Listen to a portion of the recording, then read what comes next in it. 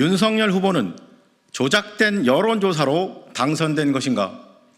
그렇다면 국민의힘 대선 경선과 20대 대선은 무효이다.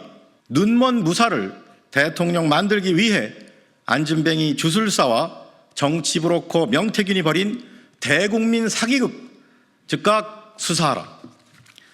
미래한국연구소의 회장 직함을 가진 정치 브로커 명태균은 윤석열 전 검찰총장의 퇴임 직후부터 대통령으로 당선될 때까지 대선 출마, 경선 승리, 그리고 대통령 당선에 이르는 대선 과정 내내 무려 80여 차례에 걸쳐 3억 7천만 원 상당의 여론조사를 자신의 비용으로 실시했습니다. 언론을 통해 공개되지 않았던 비공표 여론조사 깜깜이 기간 포함 결과도 윤석열 후보에게 전달했습니다. 명태균은 과거에도 여러 차례 여론조사를 조작해 처벌받은 이력이 있습니다. 명태균은 대선 1년 전부터 여러 언론사와 함께 50차례 여론조사를 실시했는데 50차례의 공표조사는 모두 PNR, People Network Research라는 ARS 조사업체가 맡았습니다.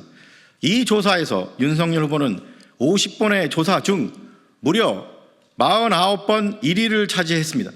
당시 PNR 조사는 윤석열 1위 여론조사 돌연 중단, 여지지자 항의 전화 쏟아졌다라는 제목의 기사를 통해 PNR 조사에 의문을 제기할 정도였습니다. 언론에 공개된 명태균과 강혜경 씨와의 통화 음성 파일에 따르면 명태균은 대선 막바지였던 2022년 2월 28일 강혜경 씨에게 여론조사를 언급하며 맨날 윤석열이 한테 보고해줘야 돼 라고 말합니다. 2022년 3월 2일에는 강혜경 씨에게 전화해 또 다른 여론조사를 언급하며 윤석열이가 좀 달라고 그러네 라고 했고, 다음 날인 2022년 3월 3일에는 오늘 다 여론조사 결과지 뽑아줘야 돼요. 윤석열 총장이 문자가 왔네 라고 말하여 윤석열 후보와 자신이 여론조사와 관련하여 직접 소통한다고 밝혔습니다.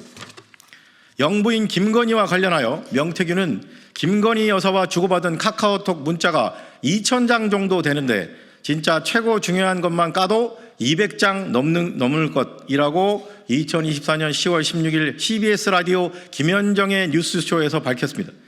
명태균은 2024년 10월 15일 페이스북에 철없는 떠드는 우리 오빠 용서해 주세요 라는 내용이 담긴 김 여사와 주고받은 카카오톡 메시지를 올렸는데 이런 카카오톡 대화 캡처본이 2,000페이지 넘게 있다고 밝혔습니다. 또한 명태균은 김 여사가 왜 그랬는지 설명하면 또 뒤집어질 것, 진짜 충격받을 것이라며 김 여사가 모든 문제를 해결해줬다고 덧붙였습니다. 2024년 10월 20일 대검찰청에 대한 국회 법사위 국정감사에 증인으로 출석한 강혜경 씨는 2024년 5월 23일 김영선 전 의원과의 통화에서 대통령 선거할 때 우리가 자체 조사를 엄청 많이 했다며 김 여사한테 명태균 본부장이 돈을 받아오겠다고 저한테 여론조사 비용 청구서를 만들라고 했다고 증언했습니다. 강혜경 씨는 당시 들어간 여론조사 비용이 총 3억 7,500만 원 정도라고 밝히면서 명태균이 당시 윤 대통령 내외를 만나기 위해 탑승한 서울행 비행기표도 일부 공개했습니다. 또 명태균이 이렇게 일을 했다라는 얘기를 수시로 저한테 해왔고 김 여사와의 통화 내용을 스피커폰으로 평소에 많이 들려줬기 때문에 김 전 의원 공천과 관련해 김 여사가 힘을 작용한 것으로 알고 있다고 말했습니다. 강혜경 씨는 김건희 여사와 명태균이 무속으로 공감대가 형성됐다는 취지의 증언도 했습니다. 강혜경 씨는 명 씨가 김 여사에게 윤석열 대통령은 장님이지만 칼을 잘 휘두르는 무사, 김 여사는 밖으로 나가면 안 되는 주술사라며 김 여사는 예지 능력이라든지 주술 능력은 있지만 밖으로 나가면 안 되고 장님 어깨에 올라타서 주술을 부리는 의미로 얘기한 것으로 안다고 국회에서 증언했습니다. 결국 명태균은 자신이 실질적으로 운영하던 미래한국연구소를 통해 반복적으로 여론조사 데이터를 손보면서 고의적으로 윤석열 후보가 당내 경선은 물론 대선 본선에서 당선되도록 유리하게 왜곡된 여론조사를 만든 것입니다. 이에 다음의 혐의로 피고발인 윤석열, 김건희, 명태균을 검찰에 고발합니다. 1. 공직선거법 위반, 허위 논평 보도 등 금지의 점. 제96조 허위 논평 및 보도 등 금지. 1. 누구든지 선거에 관하여 여론조사를 왜곡하여 공표 또는 보도할 수 없다.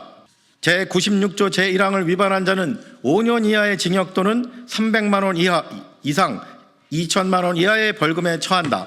위 고발 사실에서 자세히 살펴본 바와 같이 피고발인 윤석열, 김건희, 명태균은 공모하여 대통령 선거를 앞두고 국민의힘 대선 후보 경선 및 대선 본선에서 당선될 목적으로 피고발인 윤석열에게 유리하도록 왜곡된 여론조사 결과를 선거인인 국민에게 공표한 혐의가 있습니다.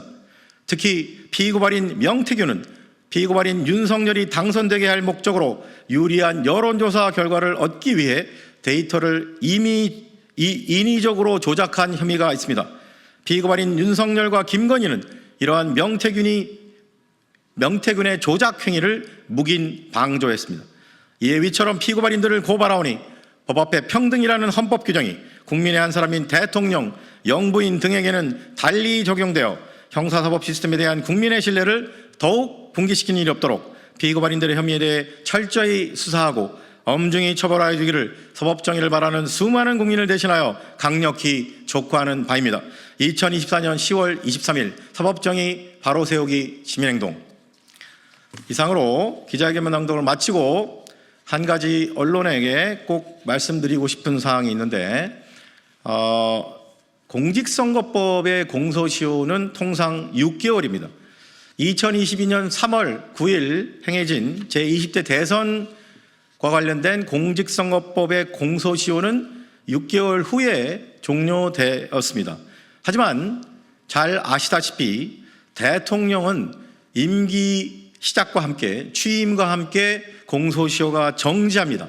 따라서 이 사건 공직선거법의 공소시효 역시 대통령에 대하여는 공소시효가 정지된 상태입니다. 또한 대통령의 선거범죄 관련 공범 또한 공소시효가 정지됐다고 보아야 합니다. 따라서 이 사건의 공소시효는 지금 현재 살아있으며 퇴임 이후에 대통령 재임 기간 이후에 얼마든지 수사하고 기소할 수 있습니다. 수사는 대통령 현직 시절에도 가능합니다.